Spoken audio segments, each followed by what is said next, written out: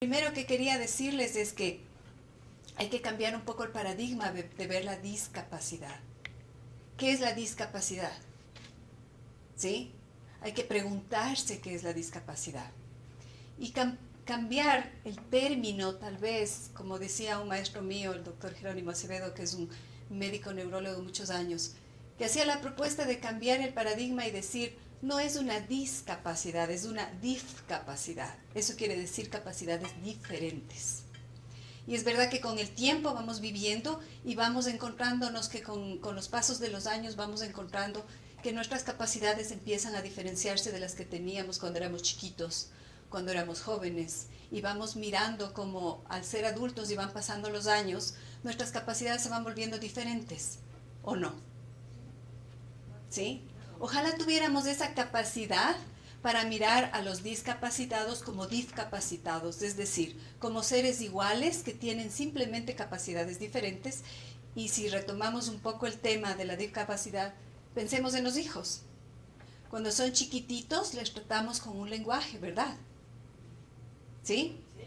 Les tratamos con un lenguaje especial, basado en un concepto muy grande que ha retomado Amador, que es el amor. Y entonces cuando nos acercamos al niño, nos acercamos con la ternura de quien enseña, ¿sí? Y claro que tiene capacidades diferentes del niño. Lo que está haciendo es aprender, ¿sí? Lo mismo sería inteligente hacerlo con una persona con silla de ruedas, con una persona con una demencia, etc. Lo que pasa es que el desafío para nosotros es demasiado grande. Y la pregunta es, ¿cuán listos estamos para ese desafío? Aquí hay familiares de personas que padecen Alzheimer. Mi suegra tuvo Alzheimer. Y lo que nos enseñan esas personas, así como nos enseñan las personas discapacitadas o discapacitadas en el paradigma que les ofrezco, es que tenemos que aprender a relacionarnos de una manera diferente. Entonces lo decía Amador hace un ratito, estamos capacitados para hablar lingüísticamente, estamos capacitados para hablar de la cognición. La era de la razón nos atrapó a todos, parece que todo es mental, ¿no es cierto? Pero la pregunta es si realmente los seres humanos somos solo mentales, si la cognición es lo más importante, porque hay estudios, no lo digo yo, hay estudios en donde la mente complica la vida. Y me imagino que todos tienen un ejemplo en su vida, en su experiencia, en donde la mente fue, como decía Santa Teresa, el peor barrio, el barrio más oscuro donde no hay que entrar sino con Dios de la mano. Porque ahí están las obsesiones, están los miedos, están las dudas y está todo aquello que no nos permite a veces liberarnos en la vida y empezar a tratarnos de una manera más suelta y menos acomplejada con tanto complejo social. Uno de esos complejos sociales que yo quiero que reflexionen ahora es que la vejez está asociada con la discapacidad. Tanto así que estamos en un momento histórico en el país en que los profesores universitarios pasados los 70 años tienen que salir de la cátedra. Así que hay que repensar esta historia, porque además se nos está vendiendo como una ley, ¿no? Y la pregunta es, si un profesor universitario de 70 años ya no tiene la capacidad de transmitir el conocimiento, ¿se han puesto a preguntar eso realmente? Los estudiantes aquí jóvenes. Porque a veces la experiencia, y en nuestro país a veces la experiencia es vista como que no sirve. Y entonces vemos en los periódicos, acérquese con tal título, menor de 35 años. Y ojalá con experiencia. O sea que yo me imagino que si tendría 18 años estaría desesperada por coger 18 materias y graduarme rápido, hacer la maestría, hablar 3 idiomas y irme al doctorado. ¿Sí? Y tal vez por eso hacen doctorados, maravilloso, qué lindo que hagan doctorados, pero a veces hacen doctorados intelectuales que no nacen de la experiencia. Qué diferente es hacer un doctorado cuando uno ha tenido la experiencia y ha encontrado eso que quiero saber. Pero ahora los profesores sobre los 50 años, incluida yo evidentemente, ya no tenemos opción de un doctorado. ¿Sí? Hay que preguntarse qué nos está vendiendo esta sociedad, y cuando salgo y miro afuera todos los letreros, etcétera, el amor, ¿dónde han visto que sale en el amor besándose una pareja de mayor de 50 años o 60 años? Y los jóvenes, alguna vez mientras caminaba con mi hijo, se besaron dos viejitos y yo me emocioné. Y mi hijo dijo, qué papelón, no queda. Así se disminuya este cuerpo, sigue siendo perfectamente maravilloso. Tan es así que hace que un montón de médicos se ilusionen y se entusiasmen en ese funcionamiento cerebral, incluso en el deterioro. Porque la disminución es parte de la vida. Y si no aceptamos la disminución parte de la vida, entonces vamos a sufrir. ¿Sí? Y es mejor aceptar la vida como es. Entonces yo me pregunto si la salud tiene que ser vista solo desde lo físico. Porque ahí sí entendemos la discapacidad. Es decir, tienes una discapacidad si solo eres un ser físico. Pero no somos un ser físico nada más. ¿Sí? Y entonces para enfrentar esa enfermedad o para enfrentar, habría que plantearse de que no somos seres unidimensionales, somos seres tridimensionales, ¿sí? Somos seres con una dimensión biológica, que ahora hemos visto en la pantalla dibujos de los cerebros y de todo lo que significa los síntomas de la disfunción, ¿sí? Claro que somos eso, pero también somos una dimensión psicológica, también tenemos creencias, ideas, sueños, valores, etcétera, ¿no es cierto? La persona puede estar disminuida, pero no deja de ser persona. Y depende de mi concepto de persona para que yo reconozca al otro. ¿Sí? Si yo creo que una persona disminuida es menos que mí, lamentablemente le voy a tratar así. Si yo creo que socialmente una persona es inferior a mí, seguramente mi lenguaje corporal hará mirar al otro que yo te veo como diferente a mí.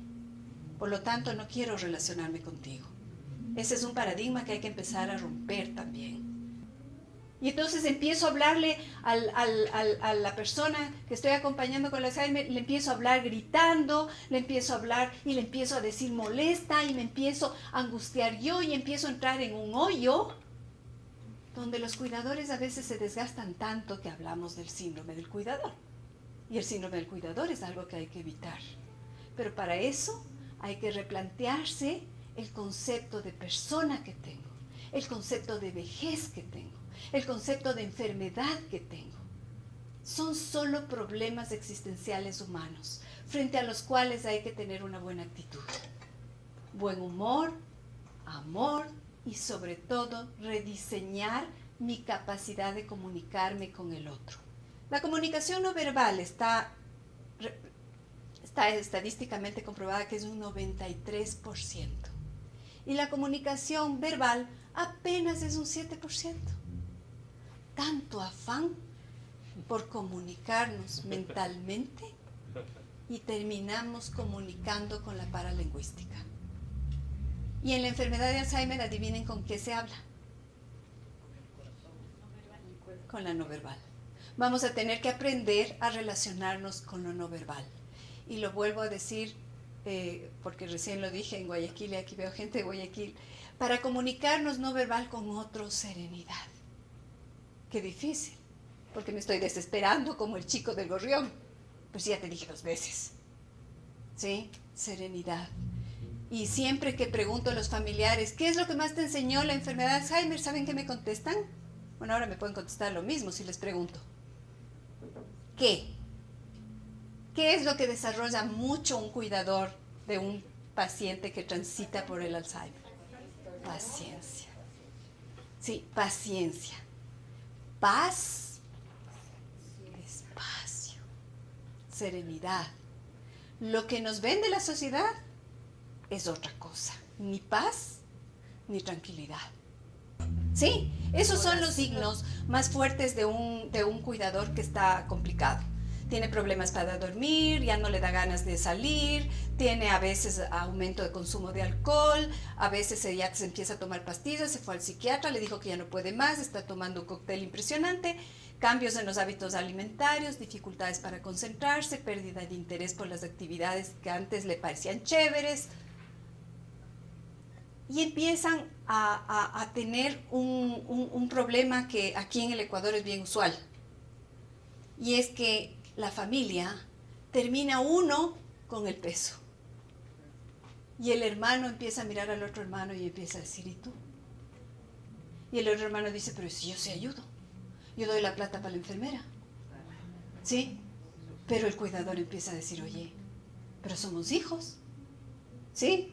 Por eso es que nosotros en los grupos de apoyo sí hablamos sobre estas cosas, porque hay que hablar de estas cosas, porque imagínense, el papá, la mamá se enfermó, habrá que ir al abogado, habrá que pasar por ese momento de hacer firmar ciertos documentos antes de que tengamos que ir a juicio, ¿cómo se llama?, a declararle incapaz, que hay que evitar, eso hay que hacer antes, ¿sí? Y para eso hay que hablar entre hermanos, pues, ¿sí? Los 10 nunca, con esto termino, los 10 nunca que por estudios se ha llegado a establecer de los cuidadores. Ustedes los pueden leer, ¿verdad? No es necesario discutir con la persona que transmite el Alzheimer, ¿sí? Es mejor ponernos de acuerdo. No intentes razonar, es mejor distraer. Eso hacíamos con los niños, ¿se acuerdan? ¿Sí? Cuando nos decían la pataleta, bueno, uno les decía otra cosa. Ahí sale natural. Pero ya con un enfermo de Alzheimer, como le vemos adulto, a veces no lo hacemos. ¿Sí? Nunca lo avergüences, nunca trates de dar lecciones, serénalo. ¿Se acuerdan la palabra? Paciencia, paz, serenidad. Nunca trates nunca le pidas que recuerde, rememórale tú. Nunca digas ya te dije. Refuerza el vínculo que tienes, ¿sí? Como decía ayer en tus palabras, Mónica, ella decía, un hombre dice, lo terrible es que mi mujer no me recuerde. Yo le recuerdo a ella. ¿Sí ven? En el cuidador está la misión más grande de devolverte aquello que no has perdido. Está ahí todavía y ojalá tienes los ojos para verlo, porque eso es el amor. Cuando en una disminución uno tiene la sensibilidad de mirar todavía con amor a un otro. Si ese fuera el paradigma, les aseguro que las guerras y un montón de cosas no hubieran estado. Pero si a nosotros nos toca aprender con la enfermedad de Alzheimer, bienvenido sea que haya aquí un puñado de gente que atrás de una disminución física pueda tratar a otro con amor. A ver, yo quiero retomar lo que dijo Eliana. Por los 10 nunca es por lo que yo estoy aquí. Yo tuve la ventaja y agradezco a Dios que mi mamá tiene Alzheimer y me enseñó un montón de cosas. Y los 10 nunca me tocó vivir a mí. La ventaja que yo tengo tal vez contra muchísimas personas es que soy la única mujer de 5 hermanos, soy la mayor, soy la mandona para mis hermanos, pero nosotros somos un puño y nunca me sentí sola y nunca me he sentido sola. El Alzheimer es muy difícil, es una cosa terriblemente dolorosa, porque es muy dolorosa verle, en el caso mío, a mi mamá, que ya no es la persona que me daba todo lo que siendo niña me dio. Pero en cambio es increíblemente positivo saber que nosotros como hijos podemos enseñarle y podemos rediseñarle un montón de cosas. ¿Qué les diría yo como hija y como familiar? Primero, que es bien importante no tener miedo y reconocer. Yo pienso que la logoterapia es lo más lindo que se ha cruzado en este momento de nuestras vidas como familia. Es aceptarle a la mamá que no es solamente la mamá, que ya viene a ser como una hermana, como una hija, como una vecina, pero que sigue siendo persona, sigue siendo, tiene esta esencia, tiene este espíritu y podemos llegar a ella. Mi madre tiene 96 años, utiliza ya esos parches aproximadamente 5 años. Y hay geriatras que me han dicho que sí le siga poniendo y otros pues que no, entonces. Si ella ya es totalmente dependiente, no tiene una interacción con ustedes, probablemente yo los quitaría. Y a veces nos entramos en el conflicto con la familia, decirle, si quiere lo dejamos. Y entonces hay un cargo de conciencia en la familia, ¿cómo se lo voy a quitar?